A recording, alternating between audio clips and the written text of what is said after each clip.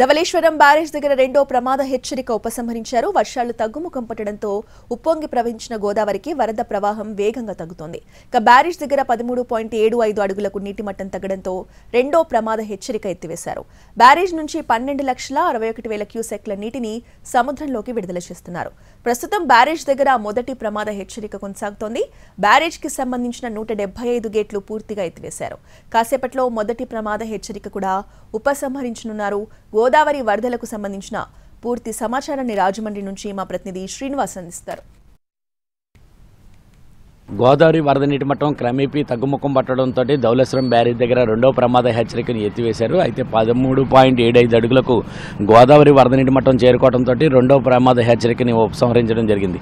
అయితే బ్యారేజీకి సంబంధించిన ధవళేశ్వరం నుంచి విద్యాశ్రమం వరకు ఉన్న 175 గేట్లను కూడా పూర్తిగా ఎత్తివేసి ఎగువ ప్రాంతాల నుంచి వస్తున్న వరద నీటిని అంతటినీ కూడా దిగువకు విడుదల చేయడం జరుగుతున్నది. అయితే ప్రస్తుతం ఇక్కడ చూసినట్లయితే ధవళేశ్వరం బ్యారేజ్ దగ్గర మొత్తం అన్ని గేట్లను కూడా పూర్తిగా ఎత్తివేసి 13 లక్షల క్యూసెక్ల నీటిని సముద్రంలోకి విడుదల చేయడం జరుగుతున్నది. అయితే గోదావరి క్రమేపీ తగ్గుముఖం పట్టడంతో ఇక్కడ రెండో ప్రమాద హెచ్చరికను ఉపసంహరించారు. అయితే మొదటి ప్రమాద హెచ్చరిక ఇంకా కొనసాగుతున్నది. 17.75 అడుగులకు గోదావరి వరద నీటి మట్టం తగ్గినట్లయితే అప్పుడు మొదటి ప్రమాద హెచ్చరికను కూడా ఉపసంహరించే అవకాశాలు ఉంటాయి. అయితే ఇప్పటికే భద్రాచలం దగ్గర అన్ని ప్రమాద హెచ్చరికలు అన్నీ కూడా పూర్తిగా ఎత్తివేయడంతో అక్కడ సాధారణ పరిస్థితులు అయితే నెలకొంటున్నాయి. ఇక్కడ విలీన మండలాల్లో అల్లూరు సీతారామరాజు జిల్లాలోని మొత్తం విలీన మండలాలైన కోనవరం, విఆర్పురం, చింతూరు, ఎట్టపాక మండలాలకు సంబంధించి అక్కడ అంతా కూడా సాధారణ పరిస్థితులు నెలకొంటున్నాయి.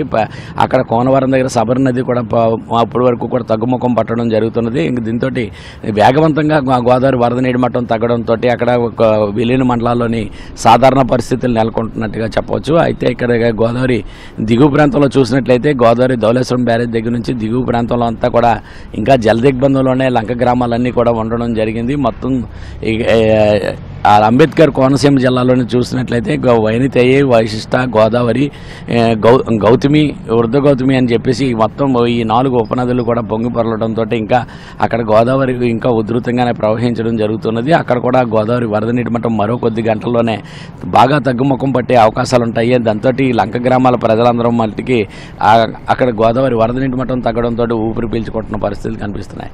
అయితే ఇక్కడ చూసినట్లయితే కోనసీమ ప్రాంతంలోని ఇంకా లాంచీల పైననే వాళ్ళంతా కూడా ప్రయాణాలన్నీ కూడా కొనసాగుతున్నాయి. లంక గ్రామాలకు వెళ్ళే కాజువేలు అన్నీ కూడా నీట మునిగిపోవడంతో ఏటిగట్లు కూడా 3 నీట మునగడంతో అక్కడ కేవలం లాంచీల పైనే వాళ్ళంతా కూడా ప్రయాణాలు కొనసాగుతున్నాయి.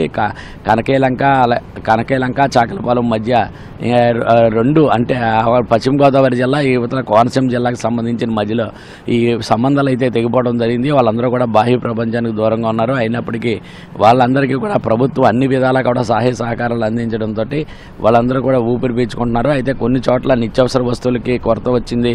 అలాగే మంచి తాగునీటి సమస్య కూడా ఎక్కువగా ఉన్నదని చెప్పేసి వరద బాధితులు వాపోవడం జరుగుతున్నది. దాంతో గోదావరి వరద నీటి మట్టం ఇంకా తగ్గుతున్న కారణంగా మరొక 24 గంటల పాటు ఇంకా ఈ గోదావరి ఉధృతి కొనసాగుతుంది. తర్వాత అంతా కూడా మొత్తం సాధారణ పరిస్థితులకు వచ్చే అవకాశం ఉంటుందని చెప్పేసి అధికారులు భావించడం జరుగుతుంది. దీంతో కోనసీమ ప్రజలందరూ కూడా మరో కొద్దిగా గంటల పాటు అప్రమత్తంగా ఉండాలని చెప్పేసి అధికారులు అయితే హెచ్చరించడం జరుగుతుంది. అయితే మత్స్యకారులు ఎవరు మరిగా ఇప్పటి వరకు కూడా వేటకు వెళ్ళవద్దని చెప్తున్నారు. అయితే రేపటి నుంచి గణేష్ నిమజ్జనాలకు సంబంధించి నిమజ్జనాలు జరుపుకోవడానికి రేపు నుంచి అనుమతి కూడా ఇస్తామని చెప్పేసి అధికారులు ఇప్పటికే ప్రకటించడం జరిగింది.